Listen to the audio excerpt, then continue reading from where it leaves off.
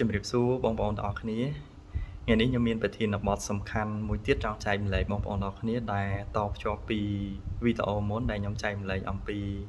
ពាក្យថាសេចក្តីសុខអញ្ចឹងសេចក្តីសុខមានន័យថាគឺជាសេចក្តីស្ងប់ហើយយើងអាចមានសេចក្តីស្ងប់បានលុះត្រាតែយើងមានរឿង3មកព្រមគ្នា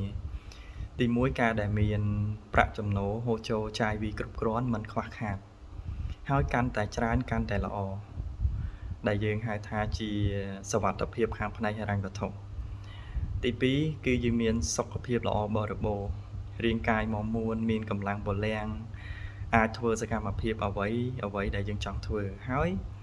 យើងចេះថែទាំសុខភាពការពារសុខភាពឆែកសុខភាពជាប្រចាំតាក់ទងទៅនឹងលទ្ធផលឈាមរបស់យើងពិនិត្យឈាមជាប្រចាំដើម្បីឲ្យប្រកបក្នុងចិត្តថាសរសៃឈាមរបស់យើងមិនមានជំងឺឈឺថ្កាត់ផ្សេងដែលយើងមើលមិនឃើញទី3គឺយើងមានពេលវេលាពេញលេញជារបស់ខ្លួនឯងអាចរីករាយជាមួយមនុស្សដែលយើងស្រឡាញ់ធ្វើអ្វីដែលយើងចង់ធ្វើហើយមានកតេបណ្ឌិតយើងហៅថាជាផ្នែកគំនិតត្រឹមត្រូវដែលអាចឲ្យយើងគិតរឿងល្អៗធ្វើរឿងល្អៗដែលជាប្រយោជន៍ដល់ខ្លួនឯងដល់ក្រុមគ្រួសារសង្គមជាតិឬក៏ប្រទេសជាតិរបស់យើងចឹងថ្ងៃនេះខ្ញុំសូមលើកយកមកផ្នែកនៅក្នុងសេចក្តីសុខគឺពាក់ព័ន្ធទៅនឹងសុខភាពបងប្អូនទាំងអស់គ្នាយល់ស្របជាមួយខ្ញុំអត់ថាសុខភាពគឺជារឿងសំខាន់ខ្លាំងមែនទែនបើសិនជាយើងអត់មានសុខភាពគោលដៅក្តីសម័យរបស់យើងឬក៏មហិច្ឆតារបស់យើងទាំងប្រមាណត្រូវបាត់បង់ហើយមែនអត់ខ្ញុំឧទាហរណ៍ឲ្យងាយយល់បើសិនបើបងប្អូនមានជំងឺមិនបាច់ថាជំងឺធ្ងន់ធ្ងរទេត្រឹមតែបងប្អូនផ្ដាសាយឈឺក្បាល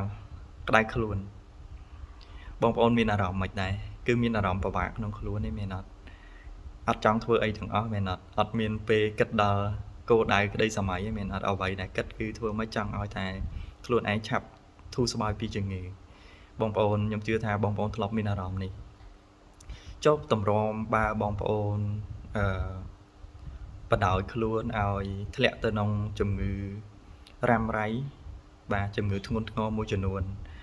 ដែលយើងហៅថាជាជំងឺរ៉ាំរ៉ៃគ្មានមេរោគឆ្លងភាសាអង់គ្លេសយើងហៅថា non communicable disease ឬក៏យើងហៅកាត់ថាជាជំងឺ NCD ជាជំងឺរ៉ាំរ៉ៃគ្មានមេរោគឆ្លងបាទខ្ញុំឧទាហរណ៍ឲ្យងាយយល់ដូចជាជំងឺទឹកនោមផ្អែមប្រភេទ2ជំងឺលើសឈាមជំងឺមហារីកជំងឺសរសៃឈាមបេះដូងជំងឺធាត់និងជំងឺមួយចំនួនទៀតដែលវាអត់មានមេរោគឆ្លងដូចជំងឺ COVID ជំងឺ AIDS ជំងឺផ្សេងដែលវាឆ្លងតាមរយៈមេរោគទេជំងឺ NCD នេះវាអាចកើតឡើងគ្រប់ក្រុមគ្រួសារគ្រប់មនុស្សទាំងអស់តាមរយៈlifestyle នៃការរស់នៅរបៀបរបបនៃការរស់នៅឧទាហរណ៍ដូចជាអាហារដែលយើងញ៉ាំគ្មានអនាម័យគ្មានសុវត្ថិភាពហើយមិនត្រឹមត្រូវតាមក្បួនខ្នាតពេលវេលាកង្វះការហាត់ប្រាណគេងអត់គ្រប់គ្រាន់កង្វក់បរិយាកាស stress កង្វល់ស្មុគស្មាញផ្សេងអញ្ចឹងកត្តាទាំង6យ៉ាងហ្នឹងធ្វើឲ្យយើងទាំងអស់គ្នាប្រឈមមុខនឹងជំងឺរ៉ាំរ៉ៃដែលគ្មានមេរោគឆ្លងបាទអញ្ចឹងបច្ចុប្បន្ននេះជំងឺនេះគឺជាបញ្ហាដែលប្រជាជនជាច្រើនកំពុងតែប្រឈមមុខមិនមែនត្រឹមតែប្រទេសកម្ពុជាយើងគឺទូទាំងពិភពលោកបងប្អូនសាកទៅសួរមនុស្សជុំវិញខ្លួន10នាក់មើលបងប្អូនមិនថាអ្នកជិតខាងរបស់យើងមនុស្សដែលយើងស្គាល់10នាក់ទៅសួរពួកគាត់10នាក់ហ្នឹងមាន8នាក់អីដែលប្រឈមមុខនឹងបញ្ហាជំងឺទាំងអស់ហ្នឹងអញ្ចឹងខ្ញុំគិតថាវាគឺជារឿងសំខាន់ខ្លាំងមែនទែនសូម្បីតែបច្ចុប្បន្ននេះរដ្ឋាភិបាលកម្ពុជារបស់យើងក៏ព្យាយាមស្វែងរកវិធីសាស្ត្រឬក៏ប្រើប្រាស់មធ្យោបាយផ្សេងដើម្បីឲ្យប្រជាជនកម្ពុជាយើងស្វែងយល់ចេះការពារសុខភាពបាទធ្វើម៉េចឲ្យជៀសផុតពីជំងឺរ៉ាំរ៉ៃគ្មានមេរោគឆ្លងដូចបងប្អូនដឹងហើយសូម្បីតែនៅក្នុងទូរស័ព្ទដៃរបស់យើងខលធូនក្នុងទូរស័ព្ទដៃរបស់យើងក៏យើងបានឮដែរមែនអត់អញ្ចឹងបច្ចុប្បន្ននេះវាកំពុងតែជំងឺរ៉ាំរ៉ៃមិនឆ្លងនេះគឺជាជំងឺកំពុងតែរាតត្បាតគ្រប់ទីកន្លែងទាំងអស់ហើយកើតចេញពីទម្លាប់នៃការរស់នៅ lifestyle មិនល្អរបស់យើងនឹងឯងអញ្ចឹងវីដេអូនេះខ្ញុំចង់ចែកម្លែកឲ្យបងប្អូនទាំងអស់គ្នាថាជំងឺរ៉ាំរ៉ៃគ្មានមេរោគឆ្លងនេះគឺជាជំងឺដែលអាចការពារបានបាទអាចការពារបានគឺយើងការពារនៅពេលដែលយើងអត់ទាន់ឈឺអញ្ចឹងគេមានវិធីសាស្ត្រច្បាស់លាស់ក្នុងការការពារថា តើការពារយ៉ាងម៉េចដើម្បីកុំឲ្យយើងមានជំងឺរ៉ាំរ៉ៃមិនឆ្លងពីព្រោះខ្ញុំជឿថាបងប្អូនទាំងអស់គ្នាអត់ចង់មានបញ្ហាតាក់ទងនឹងជំងឺទាំងអស់ហ្នឹងហើយមែនអត់ពីព្រោះនៅពេលដែលមានបញ្ហាតាក់ទងនឹងជំងឺទាំងអស់ហ្នឹងគឺពិបាកខ្លាំងមែនទែនមិនថាខ្លួនឯងបាត់បង់លទ្ធភាពទាំងអស់បាទនៅពេលដែលមានជំងឺរ៉ាំរ៉ៃហ្នឹងគឺគោលដៅក្តីសម័យអីផ្សេងគឺអាចនឹងបាត់បង់លទ្ធភាពទោះបីជាយើងមានទ្រព្យសម្បត្តិច្រើនយ៉ាងណាក៏ដោយនៅពេលដែលយើងកើតជំងឺទាំងអស់ហ្នឹងគឺទ្រព្យសម្បត្តិដែលយើងខំរកមកទាំងប្រមាណត្រូវ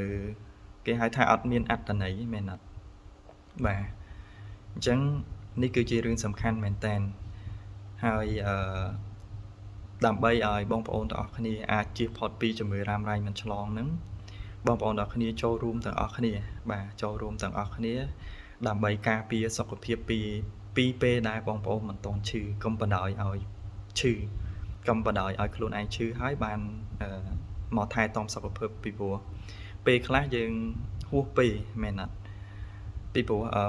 មានពាក្យមួយឃ្លាដែលយើងតែងតែនិយាយបើសិនជាឲ្យបងប្អូនទាំងអស់គ្នាជ្រើសរើសរវាងពាក្យការពារនិងព្យាបាលបងប្អូនជ្រើសរើសយកមួយណាបងប្អូនប្រកាសជាជ្រើសរើសយកការពារឯមែនអត់ប៉ុន្តែសំណួរសួរថាចុះបងប្អូនទៅពេទ្យពេលណាប្រកាសជាពេលឈឺបានទៅពេទ្យមែនអត់ពេលឈឺហើយបានទៅពេទ្យអញ្ចឹងមានន័យថាបងប្អូនអត់បានការពារទេបាទពីព្រោះរឿងសុខភាពគឺជារឿងអនាគតឬក៏យើងហៅថាជារឿងចក្ខុវិស័យយើងមិនអាចចង់បានសុខភាពល្អនៅអាយុ60ហើយយើងទើបតែចាប់ផ្ដើមមកថែសុខភាពនៅអាយុ59អត់តាន់ទេមែនអត់អញ្ចឹងគឺយើងគួរតែចូលរួមទាំងអស់គ្នាប្រជាជនកម្ពុជាយើងទាំងអស់គ្នាចូលរួមទាំងអស់គ្នាស្វែងយល់អំពីការពារសុខភាពការថែទាំសុខភាពដើម្បីឲ្យជៀសផុតពីជំងឺផ្សេងបាទអញ្ចឹងចូលរួមទាំងអស់គ្នានៅពេលដែលយើងអត់ទាន់ឈឺបាទអត់ទាន់ឈឺអញ្ចឹងនៅពេលដែលយើងអត់ទាន់ឈឺយើងចេះការពារសុខភាពវាធ្វើឲ្យសុខភាពរបស់យើងមានសុខភាពល្អយូរអង្វែងបាទអញ្ចឹងនៅពេលដែលយើងមានសុខភាពល្អយូរអង្វែងយើងអាចមានលទ្ធភាពទៅធ្វើកិច្ចការងារប្រចាំថ្ងៃរបស់យើងទៅធ្វើសកម្មភាពដែលអាចសម្រេចគោលដៅនិងក្តីសុបិនរបស់យើងបានហើយនៅពេលដែលយើងជោគជ័យទៅលើគោលដៅនៃក្តីសុបិនរបស់យើងមានទាំងទ្រព្យសម្បត្តិយើងមានទាំងសុខភាពល្អបរិបូរណ៍យើងមានទាំងពេលវេលាពេញលេញជារបស់ខ្លួនឯងគឺយើងអាច